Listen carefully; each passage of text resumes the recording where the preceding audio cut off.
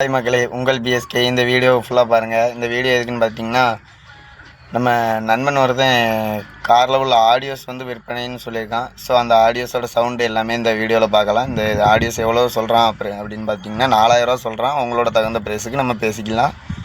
உங்களுக்கு நம்பர் கொடுக்குறேன், நீங்கள் கான்டாக்ட் பண்ணிக்கலாம். கடைசி வரைக்கும் ஃபுல்லாக பாருங்கள்.